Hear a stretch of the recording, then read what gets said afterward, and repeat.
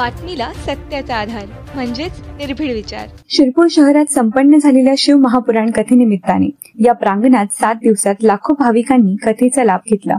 सोबत बाहेर गावाहून आलेल्या शिवभक्तांसाठी शिव महापुराण उत्सव समिती आणि या महाकार्यासाठी दान देणारे आणि देणगीदार या सर्वांच्या संयुक्त विद्यमाने या ठिकाणी 7 दिवस दररोज अखंड 12 तास किंवा त्यापेक्षा अधिक काळ भोजन कक्ष अविरतपणे सुरू होता।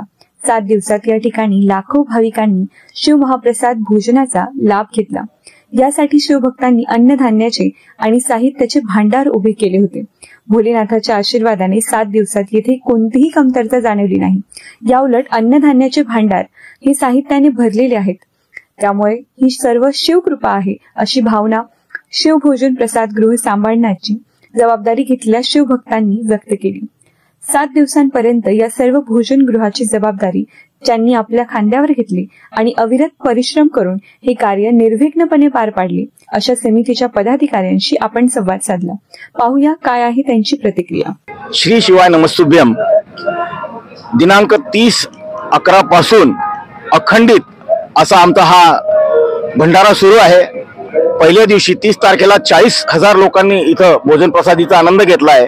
1 तारखेपासून आजपर्यंत कथेच्या समाप्तीच्या दिवशी आमचा आजचा टार्गेट 3 लाख लोकांचा आहे आणि इथं सर्वांनी जी सेवा दिली आहे याच्यामध्ये मेन मनोज अग्रवाल, बाबूजी वाले, शंकर शेठ गुप्ता, विशाल अग्रवाल, सुहास दादा, विनोद शर्मा, मनोज अग्रवाल, राजू शेठ, सुनील शेठ या सर्वांनी आम्हाला एवढी मदत केली या भंडाऱ्यासाठी आणि शिरपूर मधून एवढे दानदात्यांनी आम्हाला इथं दान दिलेलं आहे की आम्हाला सांभाळणं एक गोडाऊन सोडून दुसरे गोडाऊन करावं लागलेत, एवढं आमच्याकडे दान आलेलं आहे।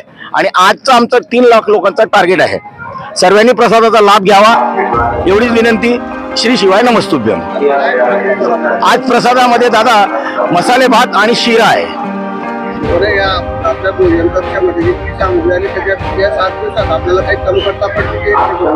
आमच्याकडे आजच्या तारखेमध्ये काही कमतरता नाही। आमच्याकडे एवढे लोक आहेत अजूनही दानदाते, त्यांनी बॅकअप म्हणून आम्हाला गाड्या भरून उभे ठेवलेल्या आहेत तर तुम्हाला लागलं तर तुम्हाला मिळेल म्हणून।